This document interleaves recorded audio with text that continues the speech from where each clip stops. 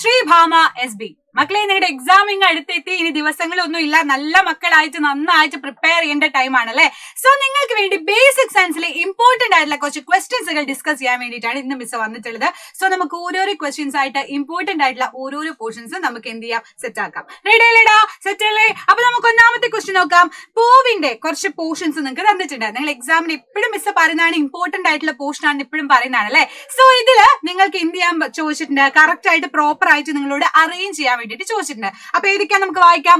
പൂവിന്റെ ഭാഗങ്ങൾക്കായി ഇരിപ്പിടം ഒരുക്കുന്നു, പൂവിന് നിറവും മണവും ആകർഷകത്വവും നൽകുന്നു, പൂവിലെ ആളിംഗാവയവം, പൂവിലെ പെൺലിംഗാവയവം, പൂവിനെ ചെടിയുമായി ബന്ധിപ്പിച്ചു നിർത്തുന്നു, മൊട്ടയടിക്കുമ്പോൾ പൂവിനെ സംരക്ഷിക്കുന്നു, വിരിഞ്ഞതിനു ശേഷം ദളങ്ങളെ താങ്ങി നിർത്തുന്നു.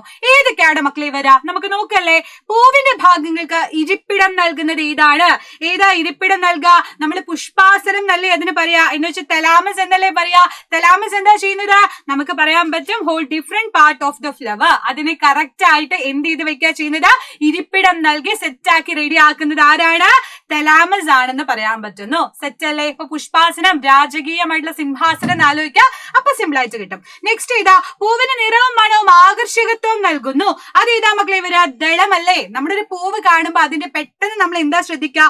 കൊറോള ഭാഗം ശ്രദ്ധിക്കുക അല്ലെ. ഇപ്പൊ ഒരു ചെമ്പരത്തി പൂവാണെങ്കിൽ അതിന്റെ ഇതളുകള്, മുല്ലപ്പൂവാണെങ്കിൽ അത് ഇതളുകള്, ഇതൊക്കെ നമ്മൾ ശ്രദ്ധിക്കാറുണ്ട്. So provide colour, fragrance and attractiveness to the flower ആണെങ്കിൽ അതിനെ നമ്മൾ എന്താണ്? കൊറോളയാണെന്ന് പറയാം. നെക്സ്റ്റ് ഏതാണ് മക്കളെ വരാ? പൂവിലെ ആൺലിംഗാവയം ഏതാണ്? കേസരപുടം, ആൻഡ്രീഷ്യമാണ് നമുക്കറിയാം. പെൺലിംഗാവയം എന്ന് പറയുന്നത് ഗൈനീഷ്യമാണ്, ജനിപുടമാണെന്ന് നമുക്കറിയാം. പൂവിനെ ചെടിയുമായി ബന്ധിപ്പിച്ച് നിർത്തുന്നത്, ഒരു ചെടിയും പൂവും തമ്മിൽ കണക്ട് ചെയ്യുന്നത് എങ്ങനെയാണ് മക്കളെ? പൂഞ്ഞെട്ട്, പെഡീസൽ ആണ് നമുക്ക് പറയാം. ലാസ്റ്റ് എന്താ തന്നിട്ടുള്ളത്? മൊട്ടായിരിക്കുമ്പോൾ പൂവിനെ സംരക്ഷിക്കുന്നു, വിരിഞ്ഞതിനു ശേഷം ദളങ്ങളെ താങ്ങി നിർത്തുന്നു. അത് ഇതാ വരാ? കാലിക്സ് ആണ്, അഥവാ വിതളമാണെന്ന് നമുക്ക് പറയാം. സെറ്റ് അല്ലേ? അപ്പൊ ഇത്രയധികം കാര്യങ്ങളേ ഉള്ളു അല്ലെ. മെയിൽ റീപ്രൊഡക്റ്റീവ് പാർട്ടായിട്ട് വരുന്നത് ഏതാ നമുക്കറിയാം? ആൻഡ്രീഷ്യമാണ് നമുക്കറിയാം. ആൻഡപ്പൻ, ആൻഡ്രീഷ്യം എന്നാലോചിച്ചാൽ മതി. ഓക്കെ. ഗൈനേഷ്യം എന്ന് പറയുമ്പോ എന്താണ്? ഗേൾ, ജി എന്നാലോചിക്കുക. ജി ഗേൾ ആണെങ്കിൽ അപ്പൊ എന്താണ്? ഗൈനീഷ്യം എന്നുള്ള പേര് നിങ്ങൾക്ക് സിമ്പിൾ ആയിട്ട് ഓർത്തെടുക്കാൻ പറ്റും അല്ലെ. അങ്ങനെ ഫീമെയിൽ റീപ്രൊഡക്റ്റീവ് പാർട്ട് ആലോചിക്കുക. പിന്നെ കളക്ട് ഡിഫറെന്റ് ഫ്ലവേഴ്സ് വിത്ത് പ്ലാന്റ്സ് ആയിട്ട് ചെയ്യുന്നത് പെഡീസൽ ആണ്. പൂഞ്ഞെട്ട്, നമ്മളിപ്പോ റോസാപ്പൂ ആണെങ്കിൽ അതിനെ ഞെട്ടെടുത്തിട്ടല്ലേ നമ്മൾ പറിച്ചെടുക്കുക, അത് ആലോചിച്ചാൽ മതി. ലാസ്റ്റ് പ്രൊട്ടക്ട് ചെയ്യുന്നത് എന്താണ്? Flower when it is bud hold petals after blue എന്ന് പറയുന്നത് കാലിക്സ് ആണ്. മക്കൾ എന്ത് ചെയ്യുക? പഠിച്ചു വെക്കുക. ഇതും ഇമ്പോർട്ടന്റ് ആയിട്ടുള്ള ഡയഗ്രാം ആണ് ഇടാ. എന്താന്ന് വെച്ച് കഴിഞ്ഞാൽ ചെമ്പരത്തി പൂവിന്റെ ഓരോരോ പോർഷൻസ് നിങ്ങളോട് അടയാളപ്പെടുത്താൻ വേണ്ടി ചോദിക്കും. സോ ഏതാണ് കേസരപുടം, ഏതാണ് ജനിപുടം, ആൻഡ്രീഷ്യം ഏതാണ്, ഗൈനീഷ്യം ഏതാന്നൊക്കെ പഠിച്ചു വെച്ചോളാം. കൊറോള ഏതാണ്? ഇതുപോലെ കാണുന്ന ഇതാണ് കൊറോള. എന്താണ്? ദളം എന്ന് പറയുന്നത് എന്നൊക്കെ പഠിച്ചു വെക്കുക. ഇമ്പോർട്ടന്റ് ആണ്. ഈ ഒരു ഇമ്പോർട്ടന്റ് ആയിട്ടുള്ള ഡയഗ്രാം പഠിച്ചു വെക്കുക. സെറ്റല്ലേ? അപ്പൊ അടുത്ത ക്വസ്റ്റ്യനിലോട്ട് നോക്കാം. ചില പൂക്കളുടെ സവിശേഷതകൾ ശ്രദ്ധിക്കൂ. താഴെ പറയുന്നവരിൽ ഏതു പരാഗണകാരിക്കാണ് ഈ സവിശേഷത അനുയോജ്യമായിട്ടുള്ളത് എന്നാ ചോദിക്കുന്നത്. ഭാരം കുറഞ്ഞ പരാഗണേണുക്കൾ, വർണ്ണഭംഗിയുള്ള പൂക്കൾ, രാത്രി വിരിയുന്ന വെളുത്ത പൂക്കൾ, ഈർപ്പത്തിലൂടെയുള്ള പരാഗണം. ഏതാ വരാ? ഭാരം കുറഞ്ഞ പരാഗരേണുക്കളാണെങ്കിൽ ലൈറ്റ് വെയിറ്റ് പോളൻ ഗ്രെയിൻസ് ആണെന്നുണ്ടെങ്കിൽ നമുക്ക് ഏത് പറയാൻ പറ്റണം മക്കളെ? കാറ്റ്, വിൻഡ് എന്ന് പറയാം അല്ലെ. നല്ല ഭാരം കുറഞ്ഞ ആളുകളെല്ലാം ഇങ്ങനെ ലൈറ്റ് ആയിട്ട് ഇങ്ങനെ കാറ്റിലൂടെ പറന്ന് പോവാ. അപ്പൂപ്പൻ താടി എങ്ങനെയാ പറന്ന് പോകുന്ന സാധനം അല്ലേ. So we can see that wind is an example for light weight pollen grains. പോകുന്ന പരാഗണകാരി അഥവാ നമുക്ക് പോളിനേറ്റിംഗ് ഏജന്റ് എന്ന് പറയുന്നത് വിൻഡ് ആണെന്ന് പറയാം. നെക്സ്റ്റ് ഏതാടാ? കളർഫുൾ ഫ്ലവേഴ്സ്, നല്ല ഭംഗിയുള്ള വെറൈറ്റി ആയിട്ടുള്ള കളർഫുൾ ആയിട്ടുള്ള ഫ്ലവേഴ്സ് ആണെങ്കിൽ ഇതാ പറയാൻ പറ്റുക? ഹണീബി വന്നിരിക്കും. പെട്ടെന്ന് നമുക്ക് ഈ ഹണി ബീസിന് അതുപോലെ ഇൻസെക്റ്റുകൾക്ക് പെട്ടെന്ന് അട്രാക്ട് ചെയ്യാൻ വേണ്ടി കഴിയും. സോ തേനീച്ചകളെ ഹണി ബീസ് പറയാം. Then white flower that Bloom's at night, രാത്രി കാലങ്ങളിൽ വിരിയുന്ന പൂക്കളാണെങ്കിൽ അതിന് ഇതാണ്? മൂത്താണ് വരാ അല്ലെ. മൂത്ത് വരുന്നത് നമുക്ക് നിശാശലഭമാണ്. രാത്രി വിരിയുന്ന പൂക്കൾക്ക് എന്ത് ചെയ്യുന്നത്? പരാഗണം ചെയ്യാൻ വേണ്ടിയിട്ട് സഹായിക്കുന്നതെന്ന് പറയാൻ പറ്റും. ദെൻ പോളിനേഷൻ ഇൻ മോയ്സ്ചർ ആണെങ്കിൽ വാട്ടർ ആണ്, ജലമാണെന്നും നമുക്ക് പറയാം. സിമ്പിൾ ആണ് അല്ലെ. എങ്ങനെയൊക്കെയാണ് പരാഗണം നടക്കുന്നത്? എന്തായാലും ഒരു പൂവിൽ നിന്ന് അതിന്റെ പരാഗണ രേണുക്കൾ എന്താണ്? വേറൊരു സ്ഥലത്തോട്ട് പോകണം. അപ്പൊ പോളിൻ ഗ്രെയിൻസ് വേറൊരു സ്ഥലത്തോട്ട് പോകണമെങ്കിൽ ഒരാളുടെ ഹെൽപ്പ് എന്തായാലും വേണം. അപ്പൊ പോളിനേറ്റിംഗ് ഏജന്റിന്റെ ഹെൽപ്പ് എന്തായാലും വേണം അല്ലേ. സെറ്റ് അല്ലേ? റെഡി അല്ലേ? അടുത്ത ക്വസ്റ്റ്യൻ നോക്കല്ലേ. എന്താണ് മക്കളെ അടുത്ത ക്വസ്റ്റ്യൻ? പാവൽ പൂവിനെ കുറിച്ച് എന്തെല്ലാം നിഗമനങ്ങൾ രൂപീകരിക്കാം? What inference can be made about the bitter gourd flower എന്നാണ് ചോദിക്കുന്നത്. സോ അതിനെപ്പറ്റി എന്താ നമുക്ക് പറയാൻ പറ്റുക? പാവലിന്റെ പൂവില് കേസരപുടവും ജനിപുടവും ഒരേ പൂവിൽ തന്നെ കാണുന്നുണ്ട്. ആൻഡ്രീഷ്യം ഗൈനീഷ്യം, ആൻറ്റപ്പനും ഗൈനപ്പനും എന്ന് ആലോചിച്ചാൽ മതി അല്ലെ. ആൻഡ്രീഷ്യം ഗൈനീഷ്യം ഒരേ ഒരു പൂവിൽ തന്നെ കാണുകയാണെങ്കിൽ we can see that എന്ത് പറയാൻ പറ്റും, അത് ബിറ്റർ ഗോർഡിൽ അതുപോലെയാണ് കാണുന്നത്. രണ്ടാളുകളെയും മുന്നിൽ കാണുന്നുണ്ട്. സോ ജനിപുടം ഫലമായിട്ടും എന്തായിട്ടുണ്ട്, വിത്തുമായിട്ടും മാറുന്നുണ്ട്. Gynoecium changes into fruit and then seed ആയിട്ട് മാറുക ചെയ്യുന്നത്. അപ്പൊ ഇതുപോലെ ഈ ഒരു പോർഷൻ കണ്ടാൽ നിങ്ങൾക്ക് അത് ഏകദേശം ഊഹിക്കാം ഏതൊക്കെ എങ്ങനെയൊക്കെ ആയിട്ട് മാറുന്നുണ്ട് എന്നുള്ളത് ആലോചിക്കാം. റെഡി. ആൻഡ് ദെൻ ബീജസംഘത്തിന് ശേഷം പൂവിരൽ, കേസരപിടം എന്നിവ കൊഴിഞ്ഞു പോകുന്നു. പൂഞ്ഞിട്ട്, പുഷ്പാസനം, വിതളം എന്നിവ കൂടുതൽ ഉറപ്പുള്ളതാകുന്നു. ഇതിന്റെ കാരണം എന്തെന്ന് വിശദീകരിക്കാൻ നിങ്ങളോട് പറഞ്ഞാൽ, parts like petal, androecium, etc.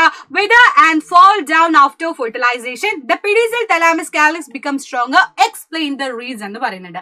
അപ്പൊ ബീജസങ്കലനം, ഫെർട്ടിലൈസേഷൻ അല്ലെ, ഫെർട്ടിലൈസേഷൻ ചെയ്യാം.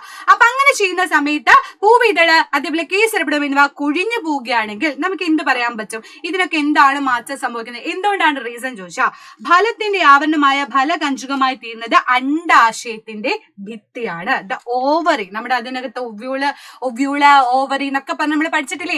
ആ ഓവറിയുടെ വോളിന് എന്ത് സംഭവിക്കുന്നുണ്ട്, അതൊരു ഫ്രൂട്ട് ബോൾ ആയിട്ട് മാറുന്നുണ്ട്. നമ്മളൊരു ഫലത്തിന്റെ എന്തായിട്ട് മാറുന്നത്, കഞ്ചുകമായിട്ട് തീരുന്നുണ്ട്.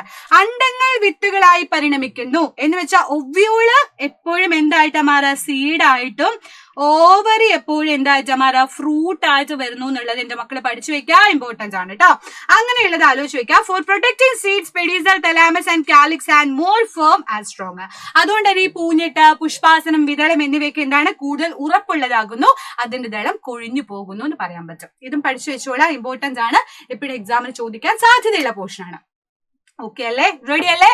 അടുത്ത ക്വസ്റ്റ്യൻ എന്താണ്, what is unicellular organism and multi cellular organism? Give an example for that. എന്താ യൂണിസെല്ലുലാർ? യൂണി എന്ന് പറയുന്നത് ഒരു ഒറ്റയാള് എന്ന് ആലോചിക്കാം. ഒറ്റയ്ക്ക് നിൽക്കുന്ന ഏകകോശ ജീവിയാണെങ്കിൽ അതിനെയാണ് നമ്മൾ യൂണിസെല്ലുലാർ ഓർഗാനിസം. ഒരു കോശം മാത്രമുള്ള ജീവി, ഒരാള് മതി, ഞാൻ സെറ്റാന്ന് പറയുന്ന ആളല്ലേ. ആരാത്? അമീബയാണ്, ബാക്ടീരിയ, യൂഗ്ലീന, അതൊക്കെ ഇതിന്റെ എക്സാമ്പിൾ ആയിട്ട് പറയാം. യൂണിസെല്ലുലാർ ഓർഗാനിസത്തിന് എക്സാമ്പിൾ ആയിട്ട് പറയാം. ദെൻ അടുത്തത് എന്താ, ബൈസെല്ലുലാർ ഓർഗാനിസം എന്ന് പറഞ്ഞതാണ്, അല്ലെങ്കിൽ മൾട്ടി സെല്ലുലാർ ഓർഗാനിസം എന്ന് പറഞ്ഞു കഴിഞ്ഞാൽ ഒന്നിലധികം വരും അല്ലെ, ഒന്നിലധികം കോശങ്ങളുള്ള ജീവികൾ. There organism with more than one cell there body, there known as multi cellular organism.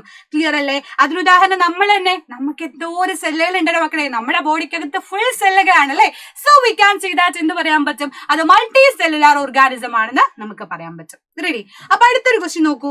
ഒരു ബാർ കാന്തത്തിന്റെ ചിത്രമാണ് ഇവിടെ തന്നിട്ടുള്ളത്. ഇങ്ങനെ കെട്ടിത്തൂക്കിയ കാന്തത്തിന് എന്ത് സംഭവിക്കുന്നതാണ് ചോദിക്കുന്നത്. ആൻഡ് താഴെ തന്നിരിക്കുന്ന വസ്തുക്കളെ കാന്തിക സ്വഭാവങ്ങളുടെ അടിസ്ഥാനത്തിൽ തരംതിരിക്കാനും പറഞ്ഞിട്ടുണ്ട്. ബ്ലേഡ്, നൂല്, മരക്കട്ട, ഇരുമ്പാണി, ഒട്ടുസൂചി, പേപ്പർ, പിന്ന് ഒക്കെ പറയുന്നുണ്ട്. അപ്പൊ എന്താ നമുക്ക് പറയാൻ പറ്റുക? ഇത് നോക്കൂ, ഒരു ബാർ മാഗ്നറ്റ് എടുത്താൽ അതിന് നോർത്ത് പോളും ഉണ്ട്, സൗത്ത് പോളും ഉണ്ട്, എന്നുണ്ട്, എസ് ഉണ്ട് അല്ലെ. അതിൽ ഈ സൗത്ത് പോളും കൂടി വന്നു കഴിഞ്ഞാൽ, രണ്ടും ഒരേപോലെയുള്ളത് വന്നു കഴിഞ്ഞാൽ പരസ്പരം എന്താണ്, വിഘടിക്കുകയാണ് ചെയ്യുക. വിഘടിക്കല്ല, നമുക്ക് റിപ്പൾഷൻ ചെയ്യാണെന്ന് പറയാം അല്ലെ. റിപ്പൾഷൻ ചെയ്യാന്ന് പറയാം. എന്ന് വെച്ചാൽ വികർഷിക്കുകയാണ്,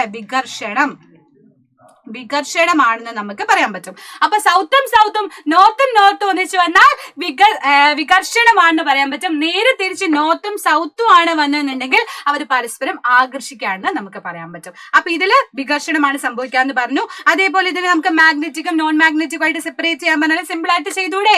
ഇത് നോക്കിയിട്ട് നിങ്ങൾ ചെയ്ത് നോക്കി. ഇതപ്പൊ ഏതൊക്കെയാണ് തന്നിട്ടുള്ളത്? ബ്ലേഡ് തന്നിട്ടുണ്ട്. ബ്ലേഡ് എന്ന് പറഞ്ഞ ഒരു കാന്തിക വസ്തു അല്ലേ, കാരണം എന്താന്ന് വെച്ചാൽ നന്നായിട്ട് അത് അട്രാക്ട് ചെയ്യാനുള്ള കഴിവുള്ള ആളാണ്. ദെൻ നൂല്, അത് അകാന്തികമാണ്, അകാന്തികമാണ്. മരക്കട്ടക്ക് ആകർഷിക്കുവോടാ മക്കളെ? നമ്മളൊരു മാഗ്നറ്റ് കൊണ്ടുതന്നെ ആകർഷിക്കോ? ഇല്ല.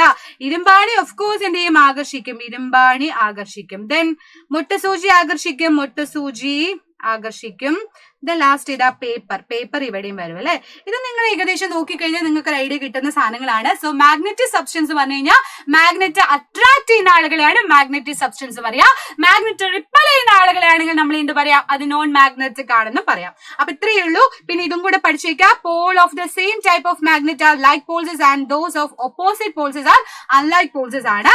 ലൈക്ക് പോൾസ് പരസ്പരം റിപ്പൽ ചെയ്യുന്നു. ഒരേപോലെയുള്ള ആളുകൾ, രണ്ടുപേരും അടി കൂടുന്ന ആളുകളാ വെച്ചോ, രണ്ടുപേരും കൂടെ അടുത്ത് വന്ന അടി ഉറപ്പാ. അതേസമയം ഒരടി കൂടാത്ത ആളും ഒരു അടി കൂടുന്ന ആളും കൂടെ വന്നാൽ ചിലപ്പോൾ ഒന്ന് അഡ്ജസ്റ്റ് ചെയ്ത് പോകുമായിരിക്കും അല്ലെ. അപ്പൊ അതുപോലെ തന്നെ ഒരേപോലെയുള്ള ലൈക്ക് പോൾസ് വന്നു കഴിഞ്ഞാൽ പരസ്പരം എന്ത് ചെയ്യും, റിപ്പൽ ചെയ്യും. അല്ലാത്തത് വന്നു കഴിഞ്ഞാൽ അട്രാക്ട് ചെയ്യുന്നുള്ള കേസ് മക്കൾ എന്ത് ചെയ്യുക, പഠിച്ചു വെച്ചോളാം, ഇമ്പോർട്ടന്റ് ആണ്. അപ്പൊ കുറഞ്ഞ സമയം കൊണ്ട് നമ്മൾ കുറെ ക്വസ്റ്റ്യൻസുകൾ ഡിസ്കസ് ചെയ്തല്ലേ. അപ്പൊ ഇനി ഇതുപോലെയുള്ള ഇമ്പോർട്ടന്റ് ആയിട്ടുള്ള കുറെ ക്വസ്റ്റ്യൻസ് ആയിട്ട് ഇനിയും മിസ് വരാം. സോ അതുവരെയും bye dear, see you, by.